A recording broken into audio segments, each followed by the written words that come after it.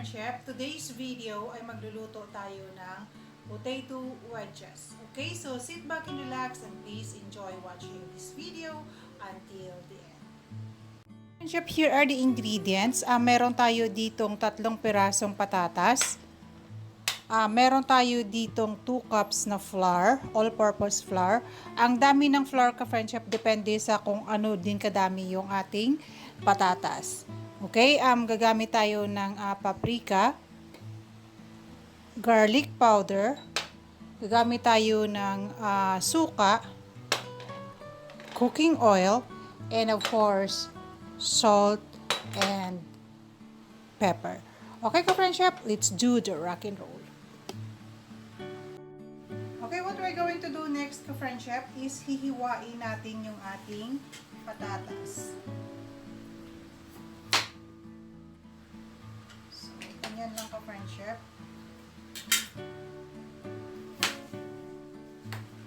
Hihiwain natin siya na parang wedge.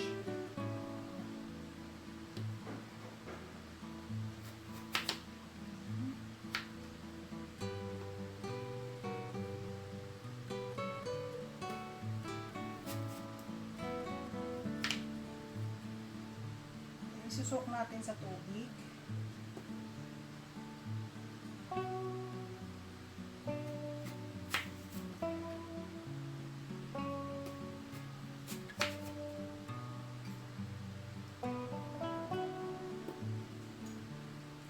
So, ganyan din ang gagawin natin sa iba pa nating patatas ka-friend chef. Sa napansin ninyo, meron siyang balat.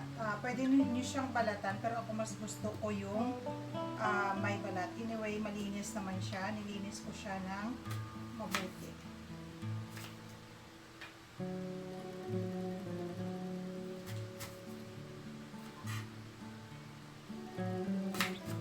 So, ayan ka-friend chef. Ganon din ang gagawin natin sa iba pang patatas. Ito na po yung ating hiniwa na patatas. Okay, so what we're going to do next is meron tayo ditong boiling water. Lagyan natin ng asin. Ayan.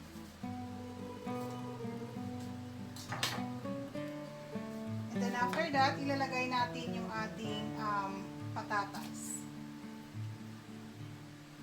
So, ibuboil lang natin siya ka-friend chef hanggang maging half cook yung ating patatas.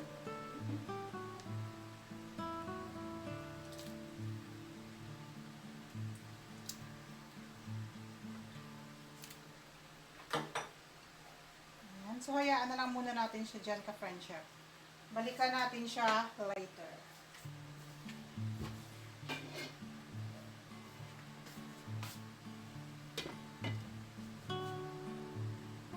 Chef, i-check natin kung okay na yung ating patatas.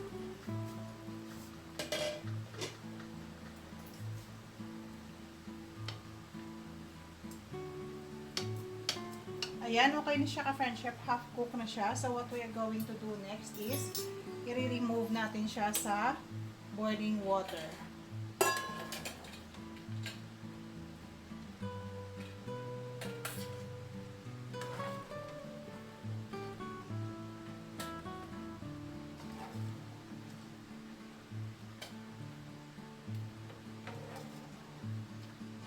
Okay, and then i-cool down na muna natin siya ka-friend chef.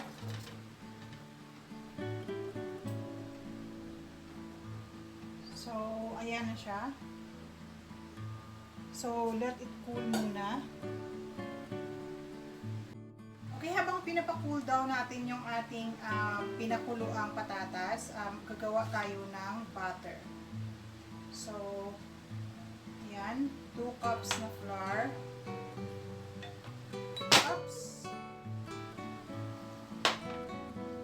Dagdag tayo ng garlic powder.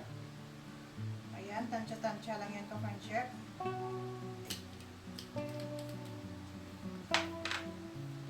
Dagdagan natin ng paprika.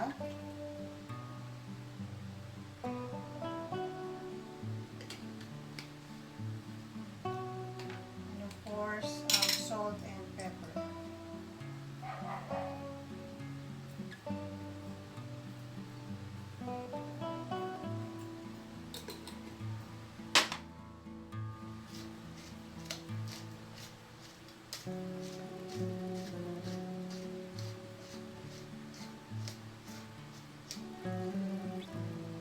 So, ayan. And then, dagdag tayo ng 2 tablespoon na vinegar.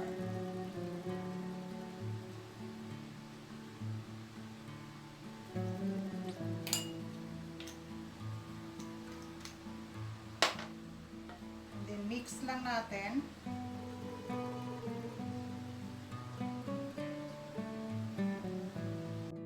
Friendship, ito na po yung ating butter. So, ayan na siya ka-friendship. So, what we're going to do next is ilalagay natin yung ating mga patatas. Ayan. Make sure na ma-coat siya ng ating butter.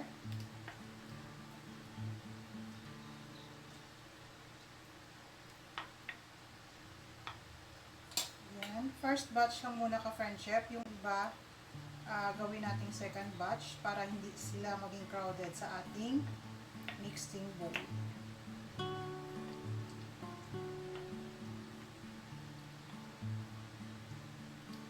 Going to do next ka-friendship, sa isang preheated pan, maglalagay tayo ng cooking oil.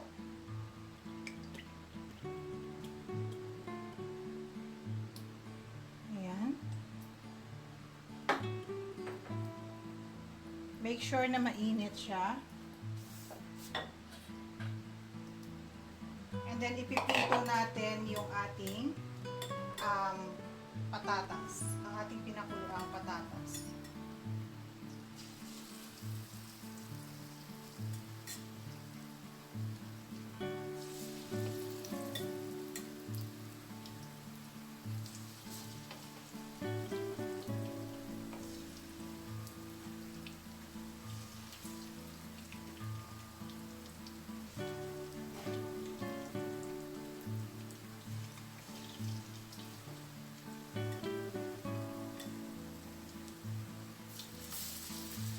Okay, hayaan na lang muna natin sila dyan ka-friendship hanggang sa maging golden brown yung ating patatas. Balikan natin siya later. Ayan na po yung ating potato wedges ka-friendship. Luto na siya. Ready for serving na siya. Ito na po yung ating finished product, ang ating potato wedges. So, ayan siya ka-friendship. And ginawan ko siya ng dipping sauce. Ano lang to ka-friendship? Ketchup saka mayonaise. So, pwede kayong gumawa ng kahit anong trip nyo na dipping sauce. So, ayan na siya ka-friendship.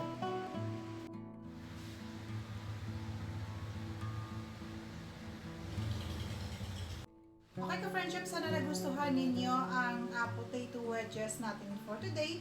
Kindly hit that like and share button, and to those who are new to my channel, please do hit that subscribe button and kindly include the notification bell. And every single comment is highly appreciated. Once again, this is Toto Mira at your service. Always remember to stop focusing on how stressed you are. Remember how blessed you are. Okay, thank you very much for watching. See you on my next video. God bless us. Bye-bye!